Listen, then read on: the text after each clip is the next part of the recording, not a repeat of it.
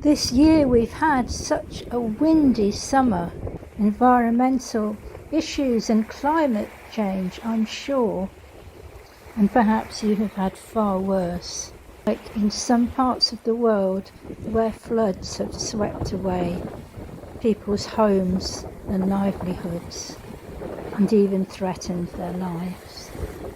And we often use the analogy of a storm. It's of chaos, and we felt frightened, fearful, or gone through unwanted change. In Jesus' time, people were superstitious about the sea. They believed that evil spirits lived there, huge sea monsters representing all the chaos, the darkness and evil. The Sea of Galilee, which is really a large inland lake, is also one of the lowest places on earth. This valley acts as a natural wind funnel, and it's known for its fierce storms. Before long, the disciples find themselves being blown off course into the middle of the sea. And perhaps it's because some of them are seasoned sailors and local fishermen that they know just how dangerous it is. Just when they need him the most, Jesus isn't around, crying out with fear as the huge mountainous waves lash against the boat. They see a figure walking towards them on the waves. "It's a ghost," they shout out. But Peter recognizes his Lord. "If it's really you," he cries out, "command me to come to you." And Jesus says, "Come." In a wonderful act of faith, Peter staggers from the rolling boat and actually starts to walk on the surface of the lake towards him. Drenched and smacked in the face by salt water, with the roaring wind above him, he begins to sink. "Lord, save me," he shouts out. Jesus steps forward and grabs him and pulls him up. And Peter, coughing and spluttering, scrambles back onto the boat. "Oh, you of little faith," says Jesus, "why did you doubt?" He was doing so well, wasn't he? And suddenly all is still. The wind stops its raging, the waves calm, and the sun comes out into a watery sky. And the men in the boat fall down in worship, saying, "Truly you are the Son of God." The disciples had seen Jesus performing quite a few miracles. It was only the evening before that they'd witnessed many sick people being healed. And then Jesus had gone on to feed them with a few scraps until the crowd were fit to burst. The crowds had been so happy that they'd wanted to make Jesus their king, and the disciples had got onto the boat in high spirits. So what went wrong? Why were they unable to trust God in the midst of the storm? Funnily enough, it's often after a high point that we can find ourselves overwhelmed with fear as well.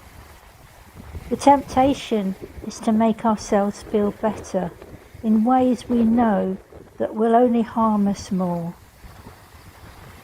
When faced with uncertainty, it can be hard to maintain a sense of perspective over our surroundings and circumstances. Like the disciples, we have to use our trust in Jesus many, many times.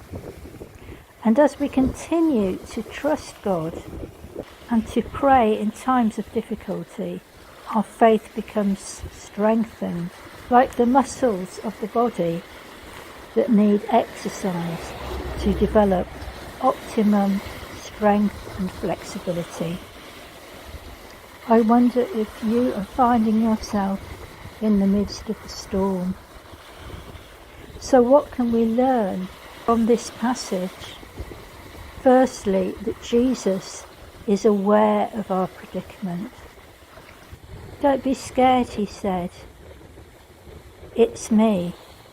Or quite literally, the words I am, which funnily enough, the phrase that God used to describe himself when Moses asked the Lord what was his name, he said, I am. So Jesus is present, he is with us.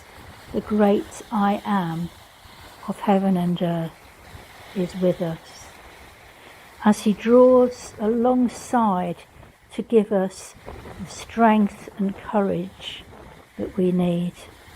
Secondly, he calls us to come to him as we ask him to fill us with the Holy Spirit.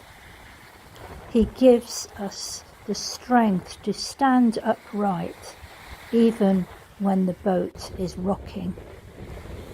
Will you get out of the boat with me? It's scary, but it's also an exciting opportunity, an adventure of a lifetime, to leave the boat of our comfort zone, to answer the call of Jesus, to step out in faith as he reaches out his hand.